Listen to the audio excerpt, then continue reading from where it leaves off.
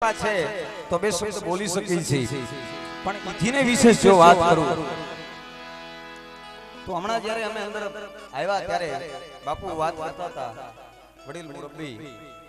દાદા કહેતા હતા કે ભાઈ આપણે રાજપૂતો છીએ અને એક રાજપૂતી રીતથી બેસવું જોઈએ.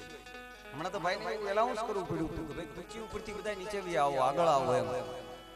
પણ મિત્રો આપણે એમ કીધું કે આ ખુરચીના બહુ મોહ રાખતા ને આ ખુરચી તો આપણી પથારી થઈ ભેગા બે હોય એટલે ઘણું છે એટલે ભેગું બેસી જવાનું આમ આમ આમ હાંડિયાના સમજો છો એવું નહીં. અને માતાજીને માં જગદંબા આશાપુરાને આપણે એવી પ્રાર્થના કરી કે હે માં હે જોગમાયા હે ભગવતી હે પરા હે શક્તિ તારી શક્તિ તો અમને અર્પણ કર. રાણા સાહેબ આજ મને એક ભાઈ મારા મિત્ર છે એમને પૂછ્યું મને કે હવે તો તમારી પાસે સત્તા નથી, હવે તમારું રાજ નથી અને છતાંય તમે શસ્ત્ર પૂજન શુક્રવાર કરો છો. હવે તમારું રાજ નથી, તમારી સત્તા નથી અને છતાંય આજના સમયની માલિકો હોય તમે શસ્ત્ર પૂજન શુક્રવાર કરો છો. ત્યારે મારે એને જવાબ આપવો પડ્યો તો ભલા માણસ તમે વિચારો છો નથી પણ કદાચ તમે ગાંગલી ઘાચણના ત્યાં નો પૂગી શકો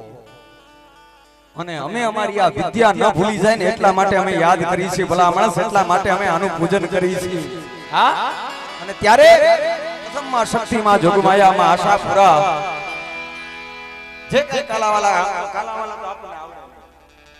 તો આ સાધુ કરે નયનમ મધુરમ કમલમ મધુરમ મધુરાધિપતે અખિલમ મધુરમ ગોપી મધુરમ બાલા મધુરમ ઈ આપણે કરવાનું હોય ઈ કોક બીજા આપણું કામ નહીં. અને કદાચ આ જગત વાતો કરતું હોય કે રામ છે કૃષ્ણ છે આમ તો 24 અવતાર જાય જય મિલવરા કમઠ નર હરિ બલિ વામન પરશુરામ રઘુવીર કૃષ્ણ કૃત જગત પાવન બુદ્ધ કલંકી વ્યાસ પૃથુ હરિ સમન મંતર યજ્ઞ વૃષભ ગ્રીવ ધ્રુવર દૈન ધન મંતર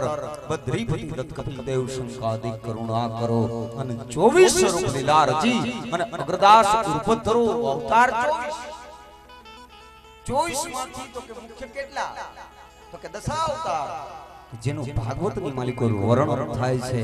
કે એમાંથી મુખ્ય કેટલા તો કે ફક્ત બે તો કે કોણ કે એક ભગવાન રાઘવ અને બીજો ભગવાન કનૈયો. તો કે એનું કારણ શું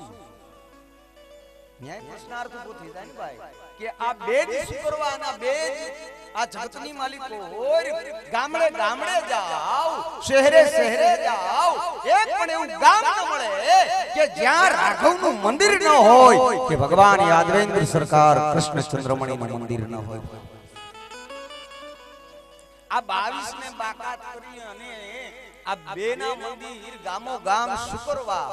તો એનું કારણ મિત્રો એક છે કે ક્ષત્રિયાણીના સંતાન છે એ રાજપૂતાણીના સંતાન છે ને એટલા માટે આ જગતની માલિકો પૂજાય છે ભલા માણસ. બાકી તો પ્રહલાદનું આરાધન કરવું અને નરસિંહનું પ્રગટ થવું અડધો માણા અડધો સિંહ પ્રગટ થાય પણ કેટલી વાર કે આવે ને હિરણ્યકશિપુનો ભૂકો બોલાવી દે પછી ક્યાં ગયો કે ઈ ખબર નથી. ચરિત્ર ખરું તો કે ના, ચારિત્ર ખરું તો કે ના. અરે ભલા માણસ આ જે હું બે નામ વાગોળી રહ્યો છું ને ઈ બે નામમાં તો ઈ તાકાત છે કે ભારત વર્ષની માલિકો જેને નોખો ચીલો ચાઇત્રો છે એટલા માટે આ જગત એને પરમાત્મા તરીકે પૂજે છે ભલા માણસ. અને બીજી વાત એક વસ્તુ કાયમ માટે નક્કી રાખજો કે ઈ આપણો ભગવાન તો છે જ. કદાચ રામ અને કૃષ્ણની વાત આવે તો આપણે તો એમ જ ન કહ્યું કે આ ઈ અમારો ભગવાન છે. ઈ તો ઇતર સમાજનો તારક હોઈ શકે, ઇતર સમાજનો ધારક હોઈ શકે, ઇતર સમાજનો આરાધ્ય દેવ હોઈ શકે. પણ મારો તમારો શું કે મારો તમારો જો હોય તો ચાહે તો રામ હોય તોય ભલે અને ચાહે તો ભગવાન કૃષ્ણ હોય તોય ભલે. કાંઈ એમ કેવું પડે કે ઈ તો અમારો પૂર્વજ છે, ઈ તો અમારો દાડો છે અને કાંઈ એમ કેવું પડે કે ઈ તો અમારો સિદ્ધાંત છે ભલા માણસ. ઈ ભગવાન કૃષ્ણ અને રાઘવ છે ભલા એનો આપણે વંશ અને વારસ.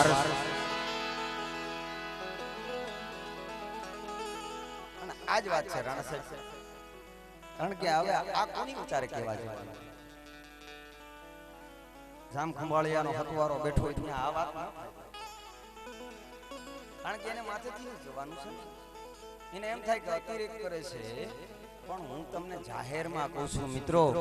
કે જે મેં 24 અવતારના નામ લીધા ને એમાં એક બ્રહ્મ તરીકે જન્મો તો જેનું નામ હતું પરશુરામ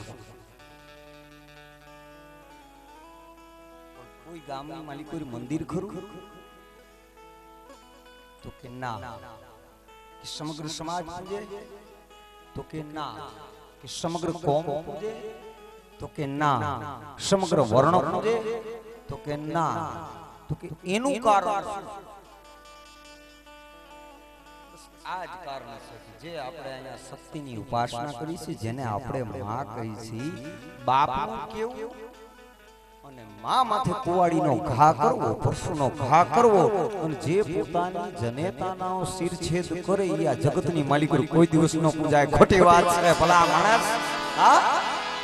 કોઈ આ જગતની માલિક કદાચ એવો દાવો કરતા હોય કે 21 વખત પરશુરામજીએ પૃથ્વીને નિરીક્ષણ કરી છે અસંભવ વાત છે અસત્ય વાત છે તેથી દશરથ નહોતા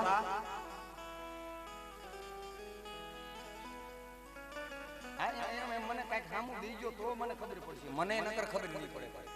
તેથી દશરથ નહોતા હતા મહારાજા જનક હતા ભલા માણસ અને ઈ જ પરશુરામજી જેદી હાથની માલિકોર પરશુ લઈ અને જનકપુરીની માલિકોર જાય અને કોને આ સિંહનું ધનુષ ભાંગ્યું છે અને ન્યા લક્ષ્મણજીનો ભેટો થઈ જાય ત્યારે પરશુરામજીને પરસેવો વળી જાય ભલા માણસ આને રાજપૂત કહેવાય આને રાજપૂત કહેવાય કારણ કે જોકે આમ તો આ એક ખાસ કરીને તો આયલું છે ભાઈ અમારા કવિરાજ આ એક જ ક્લિપ ઉપર આયલું આ બધા જે કચ્છના દરબારો મને ઓળખવા માંડ્યા છે ને એ પાછળનું કારણ એક જ છે રાણા સાહેબ તમારું ઘિયાવડ અને મેઘ પર ઘિયાવડની માલિક કાર્યક્રમ હતો ને અમે ગુજરાતભાઈ ગઢવી એવા આમ 4-5 ચારણો બેઠા છે પણ એક વાત હું આપને ચોક્કસ કહી દઈશ કે મારા જીવનનો કોઈ સિદ્ધાંત હોય તો એ પણ એક ચારણ છે મારા જીવનનો જો કોઈ આદર્શ હોય તો એ પણ એક ચારણ છે પણ કોણ કહે કોણ સાંભળે આજ ભયે દોનો આજ એને સમજનારો હોત મને આમ આનંદ છે કે યોગ્યસી વાત નહીં બહુ સારી છે અને જેનું નામ છે બચુભાઈ ગઢવી ભલા માણસ આને ચારણ કહેવાય ચારણ ચોરી ન કરે ચારણ લાર ન જાય અને જો ચારણ ચોરી કરે તો ચારણ ન કહેવાય ભલા માણસ કે ભક્તા બાકી દરબાર ડાયરામ જાય એટલે એમ કે સિંહ એટલે સિંહ બાકી બધી વાતો છે પાછો તરત જ કવિરાજ અને ઈ બીજા ડાયરામ જઈને ખબર પડે કે આને દરબારું નથી ભળતું એટલે ઈ હું કે ખબર કે સિંહ ભલે સિંહ રહ્યો જાય તું તો જનાવર ને અભાગ્યા પાછા આપણને જનાવરે બનાવતા જાય ઈ વાતની કઠણાઈ છે ભલા માણસ ઈ પેલા માં ભગવતી માં જોગમાયાને યાદ કરી અને અથાક મહેનત કારણ કે એટલે કરવાની છે ઘરનો ડાયરો છો એટલે નકર કાંઈ નમ રહ્યો આ સૂટકમાં ભેગું થાય એમ છે જ નહીં આ સૂટાથી આપણું ભેગું થાય એમ છે ને એટલે આ સૂટામાં રસ છે નહીં કારણ કે હું તો જથ્થાબંધ વાળો છું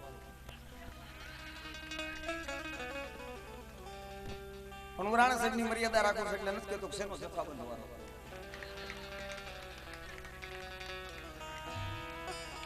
नशे में जमाना जमाने में हम पर भी इल्जाम लगने लगे हैं सभी मस्त है कौन किसको संभाले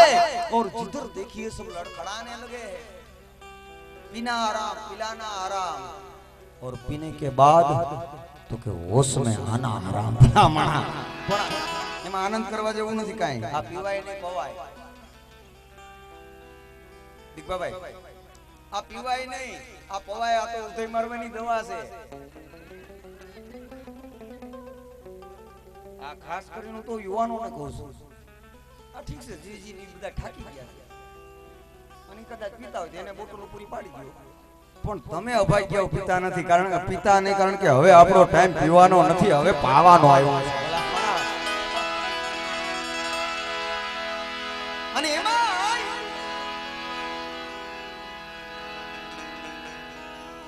જ્યારે રાજપૂત સમાજની સામે સામે બે બોલવાનું જ્યારે મને આમ તો મને આ તમે આ એક લાયકાત આપી છે ને ઈ જ મારો પૈસો છે. તમે મને જે આ લાયકાત એક આપી છે ને ઈ જ મારો પૈસો છે. બાકી ઠાકોડા તમને લાગે ભાઈ અમે 350 કિલોમીટર કાપીને આવી છીએ હો. પણ કાયમ આવી રીતે આ ભવાયણ પડે પૃથ્વીને નીકળી જ ગયા હોય. ભલા મોરી રામા એટલે બીજે આવું કરી છે કે આ ઘરનો ડાયરો ભેગો થાય એટલે વાસ્તવિકતા ઉપર જવાનું. નકર બીજે ક્યાંક ગયા હોય તો કંઈક બીજું કરી છે. પણ હું કરી છે કઈ કહેવાની જરૂર નથી. પણ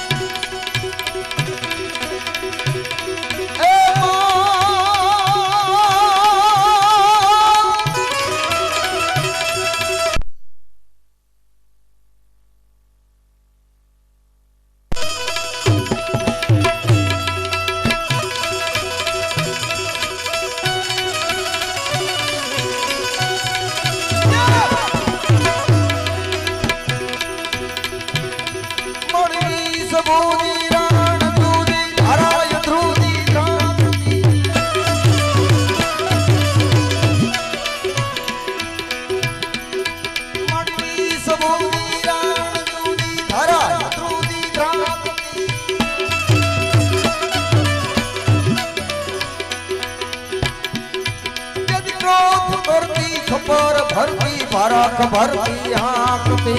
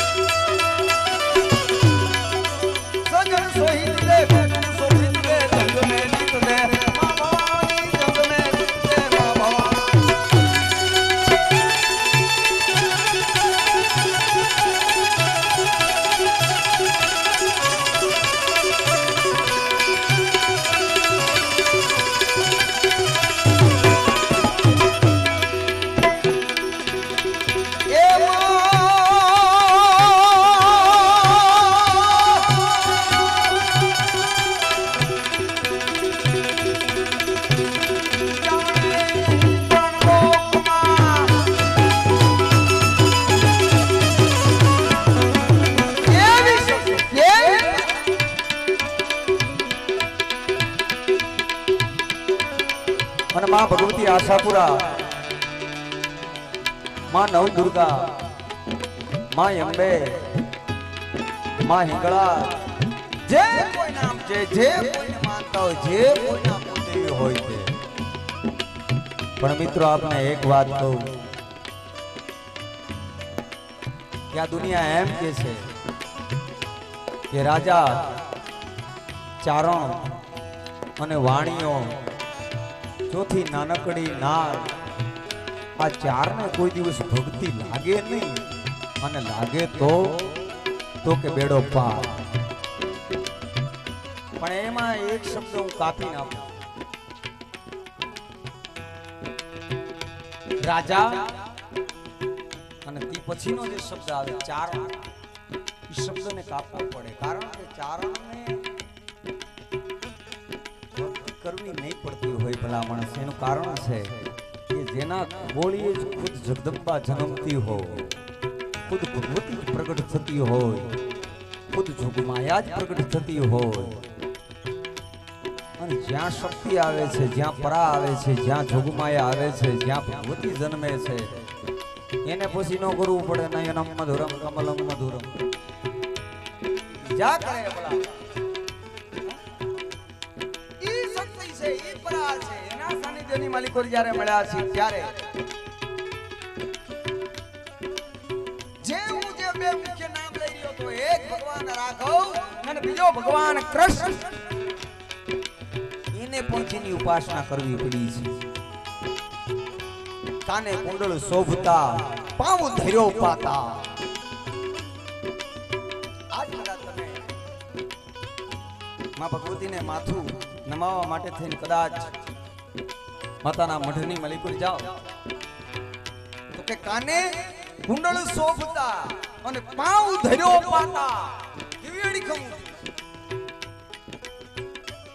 ત્યારે કોઈ વરની કલમ હાલે છે પણ કે કેવી.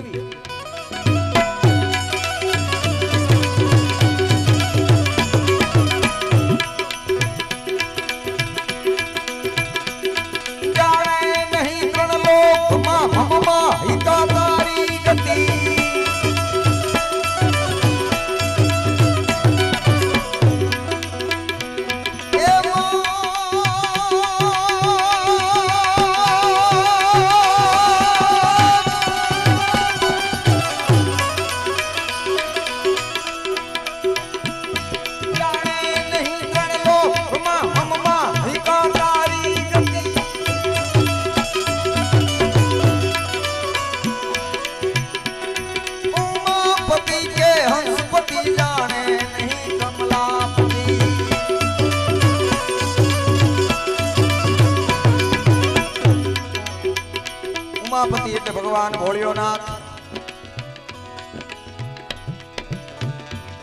બ્રહ્માજી અને ભગવાન વિષ્ણુ, આ ત્રણેય તારી ગતિને નથી પામી શક્યા. ઈ પરા છે અને એના આપણે સાધક છીએ, કોઈ દિવસ ભૂલતા નહીં.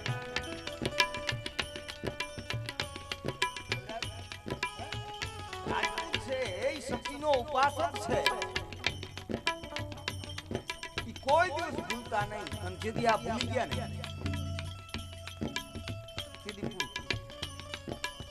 તેથી પછી બાપુ મટી જાઓ, હાંગળ ઉભા થઈ જાઓ.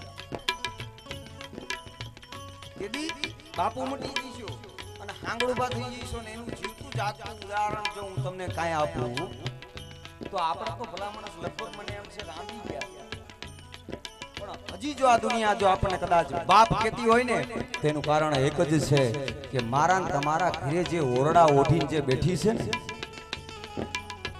જે રાજપૂતાણીઓ બેઠી છે ને, જેના ચરિત્ર અને ચારિત્ર ઉજળા છે ને,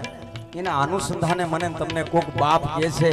અને ઈ જેથી બજારોમાં નીકળતી થઈ જાય ને તો મને તમને કોઈ બાપ ન કે ભલા માણસ. ઈ ભગવતી છે, ઈ જગદંબા. અને ત્યારે